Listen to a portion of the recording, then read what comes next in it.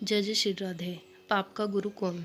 एक समय की बात है, एक पंडित जी कई वर्षों तक काशी में शास्त्रों का अध्ययन करने के बाद गांव लौटे। पूरे गांव में शोहरत हुई कि काशी से शिक्षित होकर आए हैं और धर्म से जुड़े किसी भी पहेली को सुलझा सकते हैं। शोहरत सुनकर एक किसान उनके पास गया और उनसे पूछा, पंडित जी, आप हमें यह बताइए कि पाप का गुरु कौन है। प्रश्न सुनकर पंडित जी चकरा गए।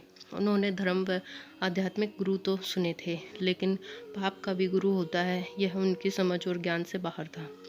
पंडित जी को लगा कि उनका अध्ययन अभी अधूरा रह गया है। वह फिर काशी लौटे, अनेक गुरुओं से मिले, लेकिन उन्हें किसान के सवाल का जवाब नहीं मिला। अचानक एक दिन उनकी मुलाकात एक गणिका से हो गई। उसने पंडित जी से परेशानी का कारण पूछा तो उन्होंने अपनी समस्या बता दी।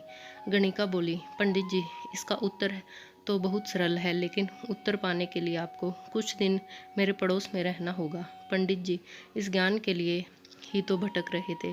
वह तुरंत तैयार हो गए। गणिका ने अपने पास ही उनके रहने की अलग से व्यवस्था कर दी। पंडित जी किसी के हाथ का बना खाना नहीं खाते थे। अपने नियम, आचार और धर्म परंपरा के कट्टर अनुयायी थे। गणिका के घर में रहकर अपने हाथ से खाना बनाते खाते कुछ दिन तो बड़े आराम से बीते, लेकिन सवाल का जवाब अभी नहीं मिला। वह उत्तर की प्रतीक्षा में रहे।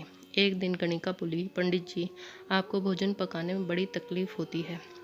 यहाँ देखने वाला तो और कोई है नहीं। आप कहें तो नहा धोकर मैं आपके लिए भोजन तैयार कर दिया करूँ। पंडित जी को राजी करने के लिए उसने लालच दिया, यदि आप मुझे इस सेवा का मौका दें तो मैं दक्षिणा में 5 स्वर्ण मुद्रिकाएं भी प्रतिदिन आपको दूंगी। स्वर्ण मुद्रिका का नाम सुनकर पंडित जी विचारने लगे। पका पकाया भोजन और साथ में सोने के सिक्के भी, अर्थात दोनों हाथों में लड्डू हैं। पंडित जी अपना नियम, व्रत, आचार, विचार, धर्म सब कुछ भूल गए। उन्होंने कहा, तुम्हारी जैसी इच्छा, बस विशेष ध्यान रखना कि मेरे कमरे में आते जाते तुम्हें कोई देखे नहीं। पहले ही दिन कई प्रकार के पकवान बनाकर उसने पंडित जी के सामने परोस दिए, पर जो ही पंडित जी ने खाना चाहा, उसने सामने से परोसी हुई थाली खींच ली। इस पर पंडित जी क्रुद्ध हो गए और बोले, यह क्या मजाक है। गणिका ने कहा, यह मजाक नहीं है पंडित जी, यह तो आपके प्रश्न का उत्तर है।